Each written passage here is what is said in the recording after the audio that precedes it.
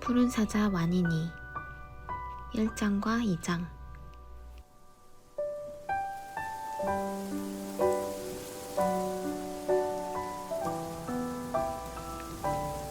바람의 방향이 바뀌었다. 드디어 때가 왔다.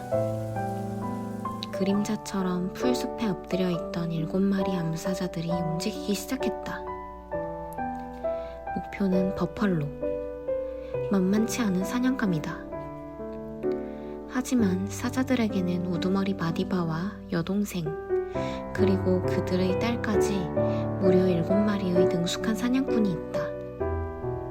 또한 치밀한 작전과 풍부한 경험, 그리고 이를 지켜보는 배고픈 자식들까지 있었다. 어린 사자들은 바위 언덕에서 숨을 죽이고 사냥을 지켜보았다. 엄마들이 곁에 없는 데다 남의 영토에서 몰래 사냥을 하고 있는지라 잔뜩 긴장을 했다. 휴, 사냥터에서는 시간이 참 느리게 가는구나. 와니니는 사냥보다 세상 구경이 더 흥미로웠다. 이렇게 큰 강이 4개나 흐르고 있는 초원까지 나와본 것은 처음이었다. 나팔 소리를 내며 우는 코끼리, 어설픈 품새로 싸우고 있는 기린, 물을 마시고 풀을 뜯는 동물들,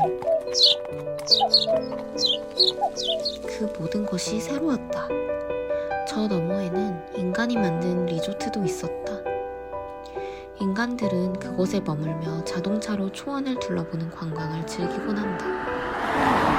와니니는 인간 영토를 향해 킁킁 냄새를 맡았다. 인간은 초원에서 찾을 수 없는 냄새를 풍기고 뜻을 모르겠는 행동을 일삼는 수상쩍은 동물이었다. 본격적인 사냥이 시작되었다. 먼저 공격조 사자들이 버펄로에 덤벼들었다. 갑작스러운 공격에 버팔로들은 무척 당황했다. 저마다 울어대고 흙먼지를 부옇게 일으키며 무턱대고 뛰기 시작했다. 사냥꾼들이 바라던 때였다. 서서히 공격조 사자들이 속도를 늦춰 버펄로와 거리가 멀어질 즈음 매복조 사자들이 조용히 몸을 일으켰다. 우두머리 마디바가 홀로 뒤처진 어린 버펄로를 기습했다. 그리고 곧이어 랄라가 비명을 지르는 버팔로의 흉통을 막았다. 그제야 상황을 파악한 대장 버펄로가 어린 버펄로를 구하러 왔다. 대장 버펄로와 마디바, 두 우두머리는 위협적으로 서로를 마주보며 대치하였다.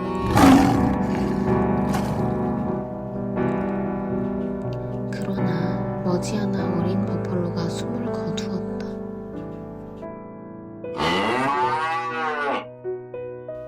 대장 버펄로는 소리 높여 울고선 돌아섰다. 살기 위한 사냥에 대해서는 죄를 묻지 않는다. 그것이 초원의 법이다. 사자뿐만 아니라 버펄로 보기에 신난 동물들이 몰려들어 주위를 맴돌기 시작했다. 먼저 우두머리 마디바가 고기를 먹은 뒤 다른 사자들도 버펄로 고기를 먹기 시작했다. 덩치가 작고 힘도 약한 와니니는 그 틈을 비집고 들어갈 엄두가 나지 않았다. 한참 동안 고기 한 점 입에 대지 못하다가 랄라 엄마가 고기 한 덩이를 던져주고 나서야 맛볼 수 있었다. 이제 돌아가자. 마디바의 명령에 사자들은 일어나 움직이기 시작했다.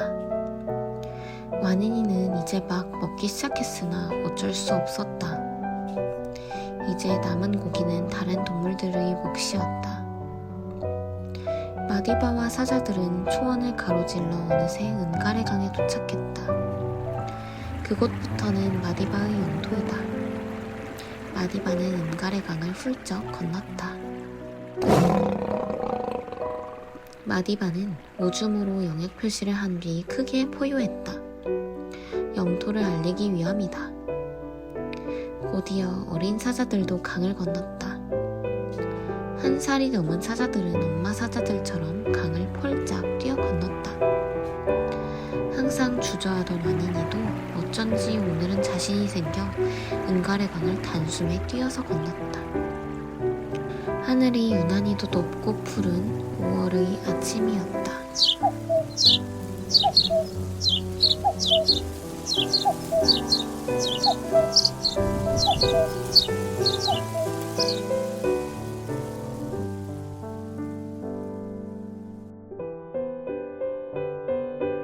초원에는 우기와 건기 두 계절이 있다.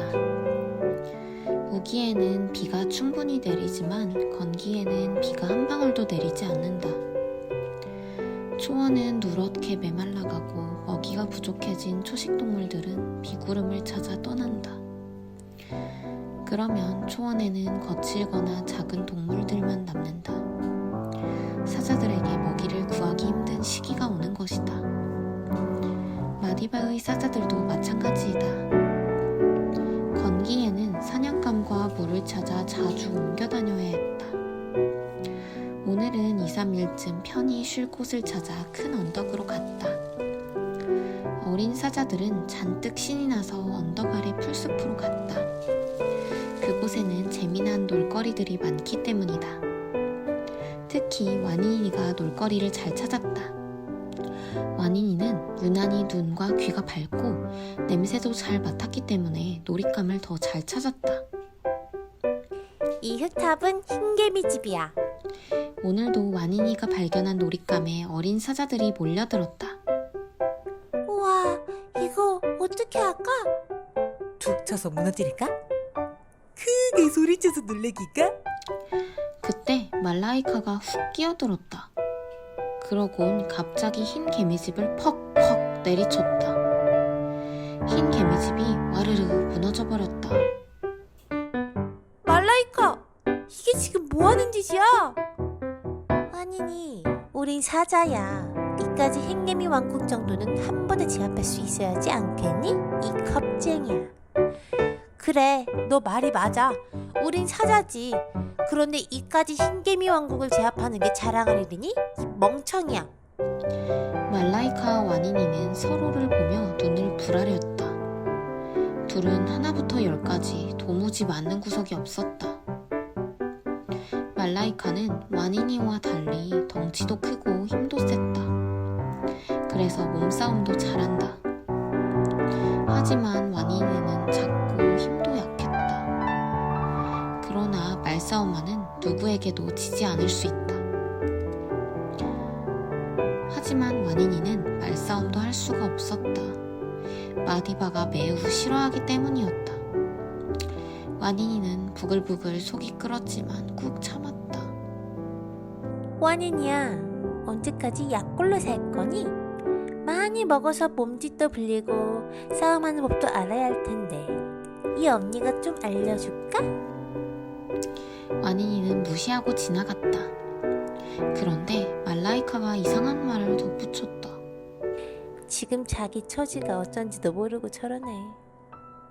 내 처지가 어떤데? 아니야, 쉽게 말할 내용이 아니라서. 그럼 그렇지. 말라이카의 말은 귀 기울여 들을 필요도 없군. 와니니는 다시 말라이카를 외면하고 지나가려 했다. 말라이카는 다시 따라와 말을 이었다. 와니니야, 네 꼴을 잘 봐봐. 넌 치타보다도 못하잖아? 그래가지고 어떻게 사냥꾼이 되겠니? 그리고 사냥꾼이 되지 못하면 무슨 쓸모가 있니?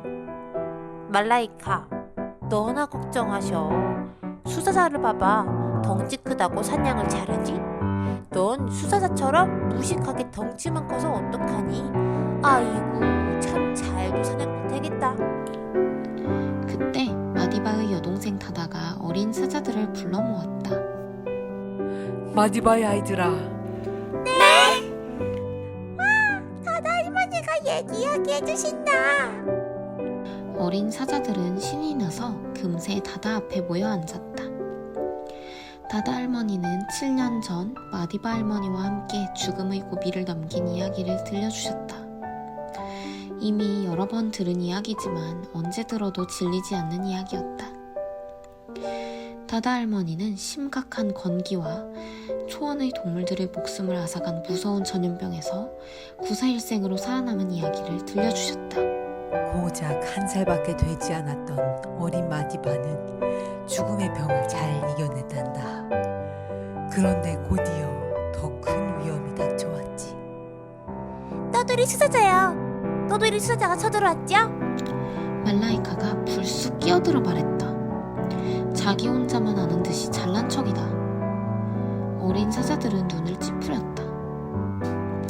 하지만 할머니와 엄마 사자들은 말라이카의 그런 모습마저 사랑스러웠다. 어른들은 말라이카가 뛰어난 사냥꾼이 될 것이라며 유난히 예뻐했다. 그렇지 말라이카.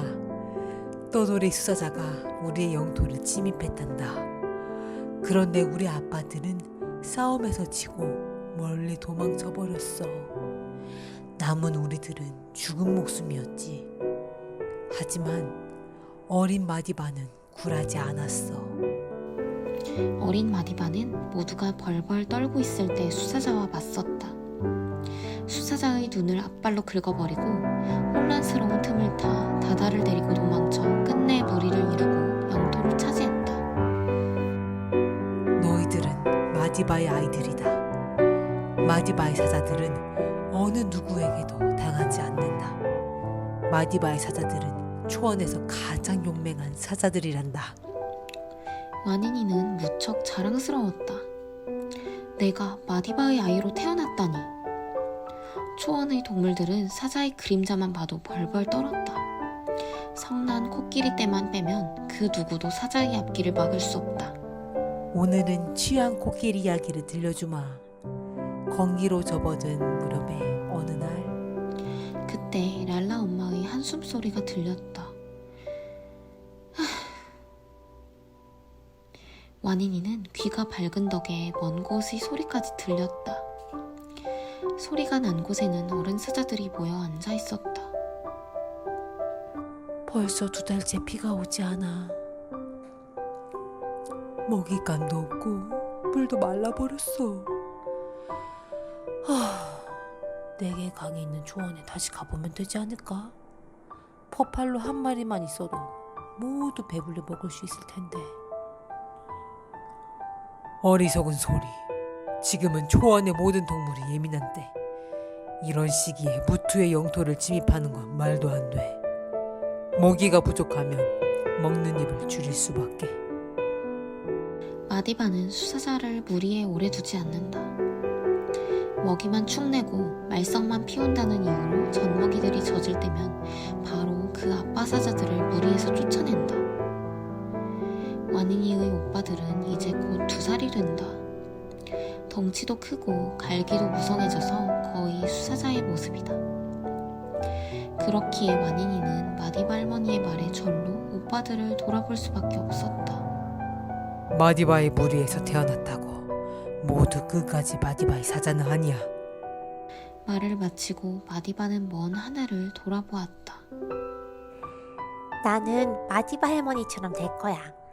지금은 작고 약하지만 멋진 사자로 자랄 자신이 있어. 와니니는 마디바 할머니를 바라보며 다짐했다. 암사자로 태어나 참